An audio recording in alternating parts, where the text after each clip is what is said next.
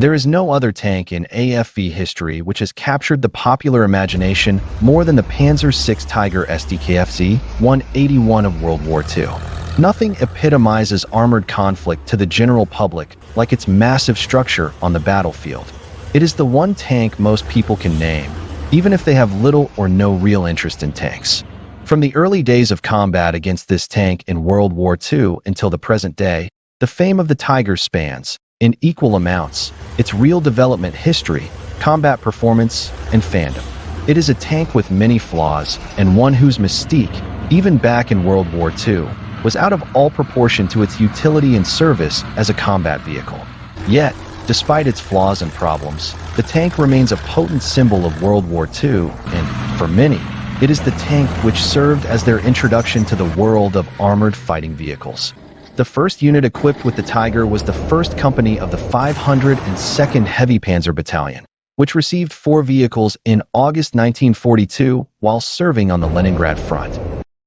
The terrain in their area was totally unsuited to the Tigers, which sank in the soft, swampy, and heavily forested terrain.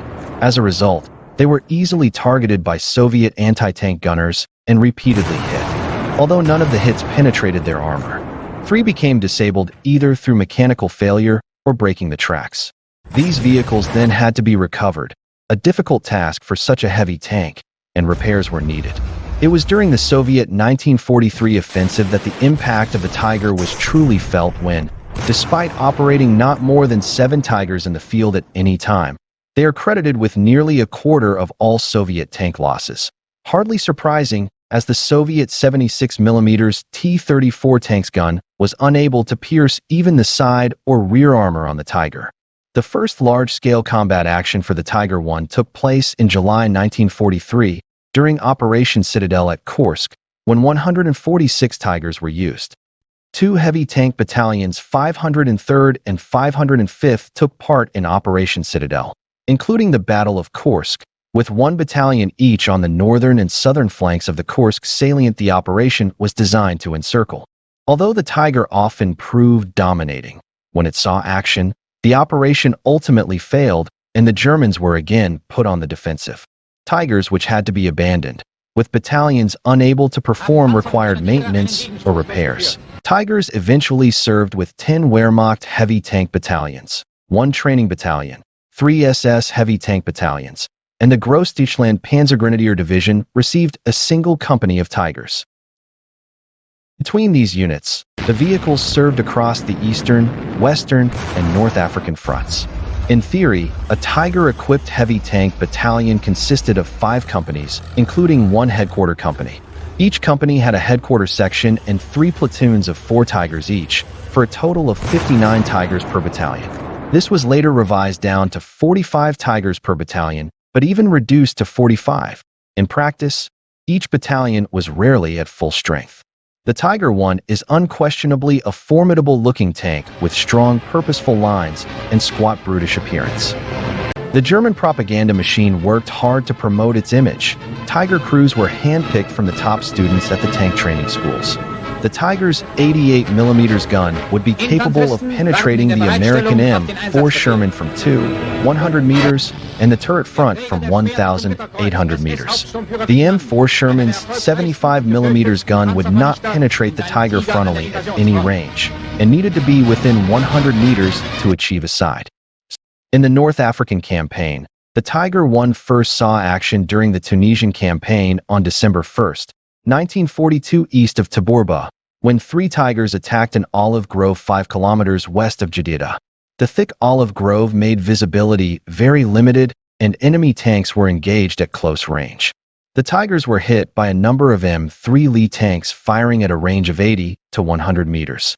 2 of the Lees were knocked out in this action, while the Tiger tanks provided effective protection from enemy fire, which greatly increased the crew's trust in the quality of the armor.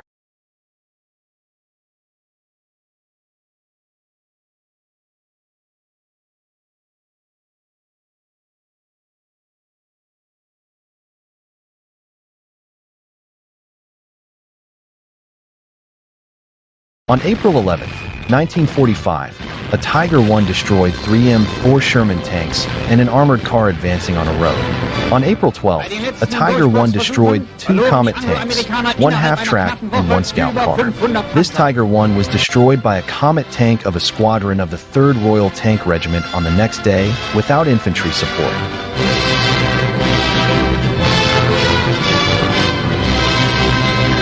Soviet ground trial testing conducted in May 1943 determined that the 8.8 cm KWK-36 gun could pierce the T-34-76 frontal beam nose from 1,500 meters and the front hull from 1,500 meters.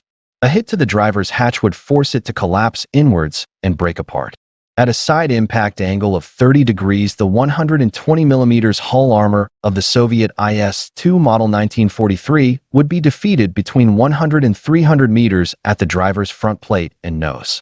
Soviet testing showed that the T-34's 85 mm gun could penetrate the front of a Tiger from 1,000 meters with no side angle. According to Steven Zaloga, the IS-2 and Tiger I could each knock the other out in normal combat distances below 1,000 meters. At longer ranges, the performance of each respective tank against each other was dependent on the crew and the combat situation.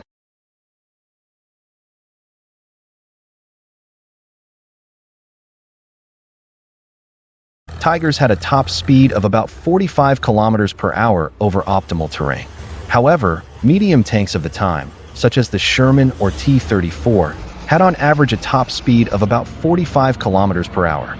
Thus, despite the Tiger being nearly twice as heavy, its speed was comparatively respectable. With the tank's very wide tracks, a design feature borrowed from the Soviet T-34, the Tiger had a lower ground pressure than many smaller tanks, such as the M4 Sherman. The average reliability of the Tiger tank in the second half of 1943 was similar to that of the Panther. From May 1944 to March 1945, the reliability of the Tiger tank was comparable to the Panzer IV.